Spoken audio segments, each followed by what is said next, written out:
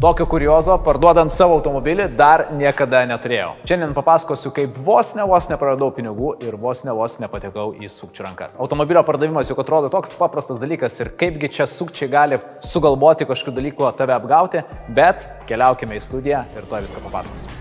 Nepersniausiai nusprendžiau parduoti savo automobilį ir šiek tiek atsinaujinti dėl kelių priežasčių. Pirmoji priežastis tai, kad jau kuris laikas, tai virš 5 metų turiu tą patį automobilį ir norėčiau atsinaujinti, o ir brandos daugiau atsirado ir nesinori taip gazuoti kaip anksčiau, norisi kažko patogesnio, fainesnio, galbūt šiek tiek didesnio. Antroji priežastis yra ta, jog Lietuvoje keičiasi šiek tiek mokestinė aplinka ir nuo naujų metų perkant naują automobilį galimai nebus galima nusirašyti dalies mokesčių į išlaidas. Viskas priklausys nuo išmetamo CO2 kiekio ir kitų niuansų. Tai yra tam tikri pakeitimai, kas yra numatyti ir įsigalios nuo naujų metų. Tai paliksiu šio video aprašyme ar komentarų skiltyje straipsnį, kur galėsit apie tai pasiskaityti daugiau. Tai tie, kurie planuojat atsinaujinti automobilius, turit savo verslą, versle planuojat atsinaujinti automobilį, tai tą tikrai reikėtų padaryti iki naujų metų. Pasižiūrėkit, pasiskaitykit, pasidomėkit čia vieta daugiau. Nuo mano automobiliais, jų priežiūra, plovimų, remontų, padangų keitimais ir visais kitais dalykais rūpinasi Mindaugas jau daugybę metų. Tai ir šį kartą automobilio pardavimą atidaviau į jo rankas. Kai Mindaugas įkėlė automobilį į Mobil.lt, pagrindinį Vokietijoje esantį automobilių pardavimų portalą, tas pats kaip pas mus Autopliusas, tik tai, Europoje, Vokietijoje, tai turbūt nėra geresnės vietos, per ką galima būtų parduoti automobilį. Ir netikėtai greitai Mindaugas sulaukė įdomaus skambučio.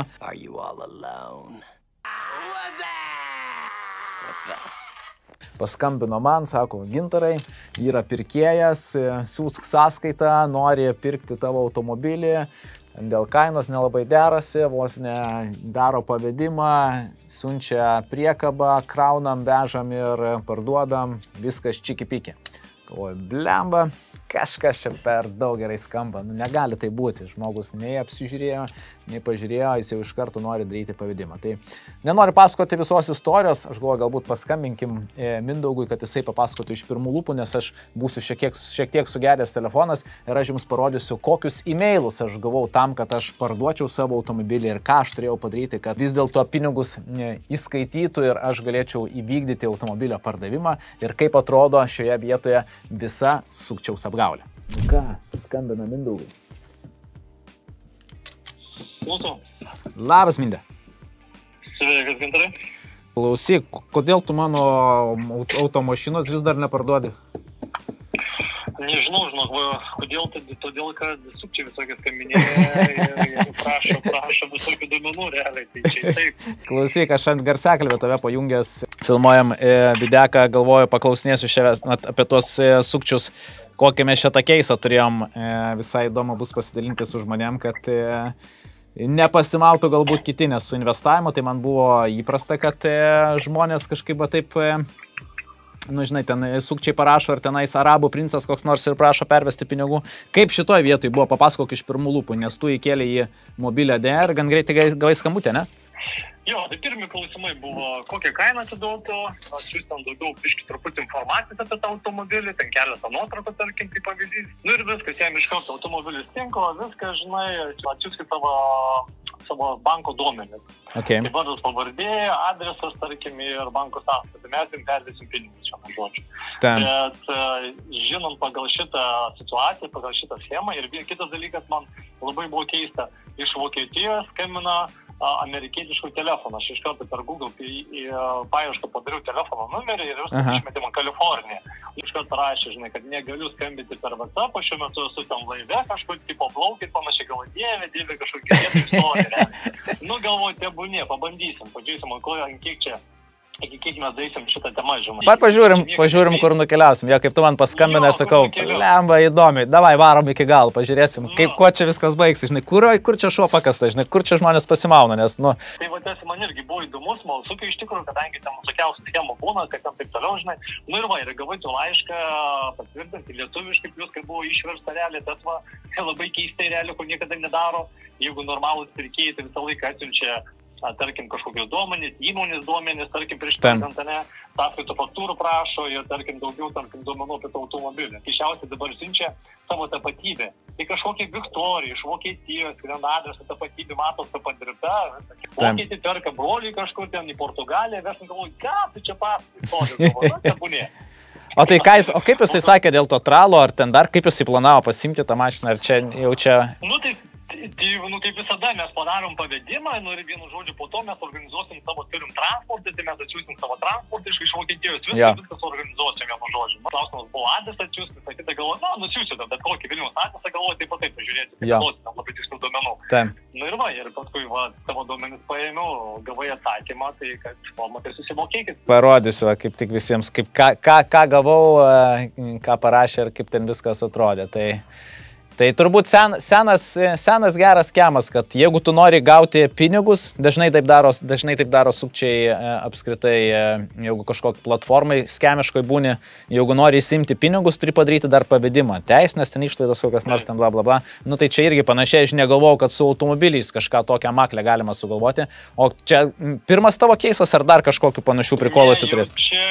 Yra trečias toks, tai irgi tas pats buvo, irgi kažkas ten buvo, ar prancūzas, dabar nepamenu, ar kažkas irgi vokietis, irgi buvo tokia irgi ten ta pati tapatybė, tipo Britas, kaip gyvenantis Vokietijoje, žodžiu, irgi man reikia būtent savo automobilį, iš pradžių man padarė irgi, sakė, aš čia pavedimą padariau, tai svarbiausia, kad tokį juokingą, spalvotom eilutėm parašė, mano bankas ten Deutschland, Aviva ten kažkokį ten žodžių ten, tipo pirmą, tu perves man už transportą pinigus, o aš tu permesiu visą sumą po to, žinai, galvoju, ką tu ten pasakau. Ten taip išvardinu angliškai visus, kiek įmanoma, gražius žodžius ir viso gero pasiunčiau. Taip jau raidžiau.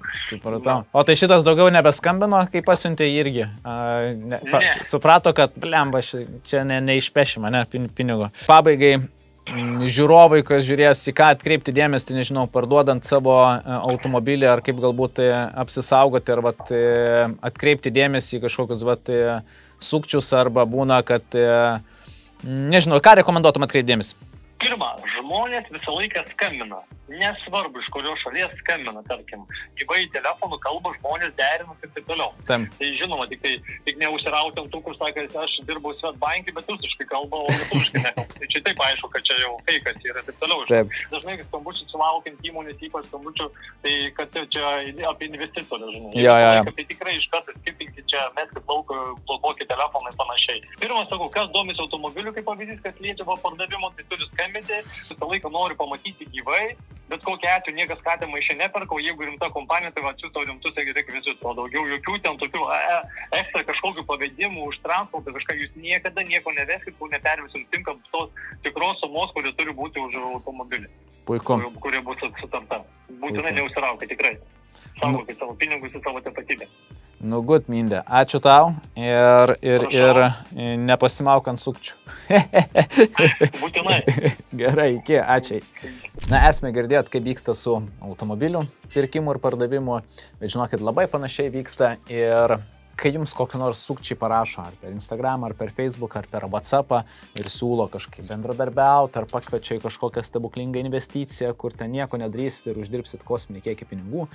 Platforma dažniausiai atrodo visai fainai, ten įnešate pinigų, būna, kad reikia ten pakviesti draugų, jums rodo įvairių skaičiukų, kiek tenais uždirbot pinigų, ten treidina ką nors, prisuka jums makaronų visokių, kad ten uždirbat labai daug pinigų, parašo, kad jau turit labai daug pinigų ir jeigu norit įsimti tos pinigus, nu ten spaudžiat withdraw ar ten dar kažkaip tai įsimti tos pinigus, jums pasakys, kad nu vat, arba susisieks su jumis, kad reikia kažkaip pervesti papildomai pinigų, kad čia užstrigo pavedimas, ar čia už transakciją jums reikia pervesti pinigų.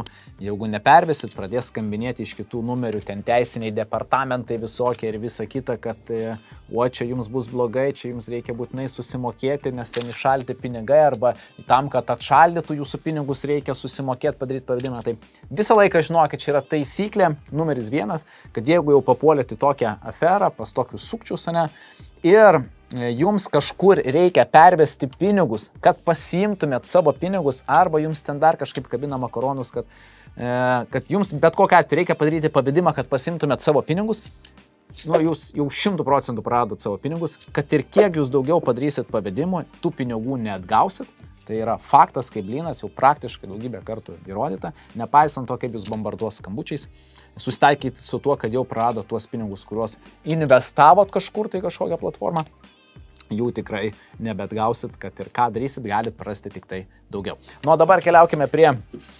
e-mailo, parodysiu detaliai, kaip atrodo tas sukčiaus e-mailas ir pasijuoksime visi kartu. Gerai, tai pirmas mailas, kurį gavau, online banking, Irish bank payment confirmation, 27 000 €, transferred number, mokėjimo patvirtinimas, rodyti vaizdus, merchant service, viskas anglų lietuvių, rodyti pradinį, tai čia viskas angliškai, bet aš išversiu lietuvių kalbą, kad paprasčiau būtų. Nu tai čia vat bankas, gerbiamas gavėjas MB Pociūnas, šis pranešimas patvirtina, kad suma 27 000 €, Neuhof Victoria atsiuntė mokėjimą internetu paslaugas. Toliau pateikimos instrukcijos, kurių turite laikytis, kad lėšos būtų įskaitytos į jūsų banko sąskaitą.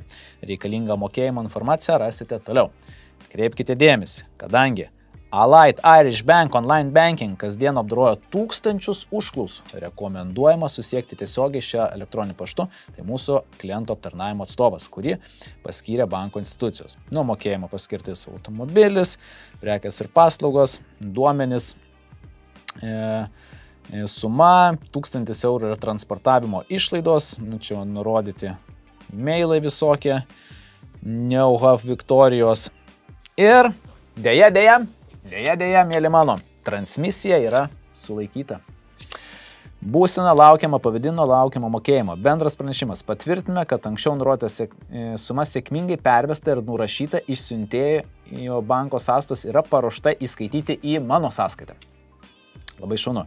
Jūsų lėšos laikinai saugomas kaip saugumo priemonė, čia kaip depozitoriumas koks nors, siekiant apsaugoti pirkėjus ir pardavėjus nuo nesąžiningos veiklos. Lemba, kaip sukčiai pradeda dar savo mailą rašyti apie nesąžiningą veiklą. Labai juokinga. Todėl banko institucijos sukūrė naujas pinigų siuntimo mokėjimo už prekes ir paslaugos būdų procedūras ir gairias. Kaip taip sugalvot? Tikrai, jeigu tie žmonės, kurie apgaudinėja žmonės ir sukčiauja savo tą išmonę ir energiją įdėtų į normalaus verslo kūrimą, tikrai būtų puikūs verslininkai. Šis mokėjimas yra už įsigytą prekę, pasiriekime teisę užtikrinti sandorių saugumą, į aukščiau paminėtą sumą eina transportavimo išlaidos. Norėdami užbaigti šią operaciją ir gauti į savo sąskaitą, turite sumokėti 1000 € indeksavimo mokestį, nurodytą Marsek įmonės sąskaitą, į kurią turite atlikti pavedimą. Nurodyti įmonės rekvizitai, užpilti reikiamą informaciją, patvirtinkite mokėjimą, atsiųskite mums pavedimo kopiją, mokėjimas bus įskaitytas netrukus po mokėjimo kvito gavimo. Būtinai atsiųskite mums reikiamus duomenis paštu, kad galėtume patvirtinti jūsų pervedimą ir nedelsiant įskaityti sumą į jūsų sąskaitą. Genialu. Su Allied Irish Bank klientų aptarnavimo tarnybas galite susiekti, visos teisės saugomos. Bet taip, toksai mailas. Na ir jeigu aš labai desperate esu parduoti savo automobilį, kaip ir atrodo visai neblogai, čia viskas ir logiškai sudėliota, žmogus ten aišku dar gali paskambinėti, pamėginti kažkaip paspausti, kad žiūrėk, čia iš manęs išėjo pavedimas, transportavimo išlaidos, arba šiaip pagauti žmogų ant emocijų. Ir aišku, žmogus gali padaryti pavedimą ir tokiu atveju atsisveikinti su tokiu 1000 €. Ir jeigu kažkas iš jūsų galvojat, kad, aš netoks durnas, ne? Jau čia tik kvailiai galėtų tai pasimauti. Žinokit, įvairių situacijų būna, labai priklauso, kokioj būsenai žmogų pagauna, kaip įtikinamai sukalba, pakalba, ypač jeigu žmogus neturi experience'o kažkokios patirties, ne, ir čia skambina iš užsienio, kažkaip kalba gražiai, viskas atrodo logiškai, va čia taip struktūra, bankai, e-mailai ir visa kita. Kaip ir atrodo galbūt logiška, gal čia padarysiu, gal čia viskas bus ok. Ir jeigu niekas nepervedinėtų pinigų ir nepasimautų, nebūtų šitos schemo, jis tiesiog neatplistų, niekas negaištų laiko ir energijos. Vadinasi, statistika, aš nežinau kokia yra, bet tikrai kažkas pasimauna ir padaro pavedimus. Kitaip negali būti. Yra dar vienas mailas, aš taip detaliai neskaitysiu, bet kad čia gerbiamas pardavėjau, sėkmingai apskaičiavimas surinkimų išlaidas pagal pirkėjo pristatymą, čia irgi, kaip net su vaizdais viskas. Maersk sėkmingai apskaičiavo surinkimo kainą, free and board destination, krovinys iš anksto apmokėtas ir patvirtintas, tačiau mes paprašėme surinkimo mokesčių sumokėti paštu per online SEPA pavedimą. Inkaso mokesčiai turi būti pervesti į mūsų ekspeditoriaus, kuris organizuoja paėmimą į BAN sąskaitą. Galite tiesiog įsiųsti mokėjimą. Na ir čia paaiškinta, kad aš čia turiu padaryti pavedimą, kad čia viskas įvyktų. Dar vienas e-mailas. Toliau pasiėmimui paskirtas išsami vežėjo. Toliau pasiėmimui priskirta išsami vežėjo IBAN informacija. Dar toks e-mailas, kaip ir logiška viskas. Na, kaip supratot, pavedimo aš nepadariau, ant sukčių pinklių nepakliavau. Daugybę kartų esu matęs panašius triukus. Tikrai kokį mėnesį, tikrai 3-4 žmonės parašo dėl panašių atvejų, įvairių klausimų užduoda, o čia man skambina, sako, kad aš čia galiu įsimti pinigus, kad aš įsimčiau pinigus, turiu padaryti pavedimus. Įvairių atvejų. Tikrai žmonės papuola pas sukčius ir žmonės ir sukčiai tikrai išvilioja nemažą kiekį pinigų iš mūsų šalies gyventojų ir ne tik mūsų šalies gyventojų. Todėl skatinu tikrai būti atsargiems. Ir kaip ir sakiau, jeigu kažkas su jumis susisiekia, siūlo jums kažkur investuoti, rašo per WhatsAppą, per Instagramą, siūlo jums kažkokias kosminės pinigų sumas, kosminius procentus ir kad jums nieko nereikės daryti. Taip nevyksta, jūs esat produktas ir iš jūsų išvilios pinigus ir jūs apgaus. Lygiai taip pat yra ir su automobiliu ar dar kažkokiais dalykais. Jeigu jūs norit gauti pinigus ir kažkur kažką darot, jums niekada nereikės padaryti kažkokių papildomų pavedimų. Ir šiaip, jeigu verslas yra labai pelningas ir gali jisai uždirbti 30% ar panašias investicinės grąžas, tikrai niekas jums nerašinės, nes yra pigiau tiesiog pasiskolinti pinigus iš banko ar kredito įstaigų ir pasiskolinti pigiau ir atitinkamai uždirbti pinigus brangiau. Nuo savęs pridėsiu, jeigu ieškot patikimų žmogaus tiek automobilio pirkimui, tiek pardavimui, tiek kuris gali pasirūpinti automobilio aptarnavimu, tai Mindaugo kontaktus paliksiu šio video aprašyme. Taip pat šio video aprašyme rasit ir visas reikalingas nuorodas tiek taupimui, tiek investavimui ir kitas naudingas nuorodas, kad taptumėt turtingesni ir finansiškai laisvesni. Na, aš būsiu labai dėkingas už kiekvieną jūsų paspaustą like mygtuką, už kiekvieną jūsų prenumeratą ir už kiekvieną jūsų komentarą po šio vaizdo įrašo. Tai leidžia mūsų komandai kurti vis daugiau ir daugiau turinio, vis įdomesnio turinio, padaryti taip, kad tas turinys būtų labiau matomas, surinktume daugiau peržiūrų, vis daugiau ir labiau edukuotume žmonės apie finansus, finansinį raštingumą, pinigus ir investicijas. Ačiū, kad žiūrite, ačiū, kad komentuojate, ačiū, kad dalinatės ir pasimatome kitose video. Iki!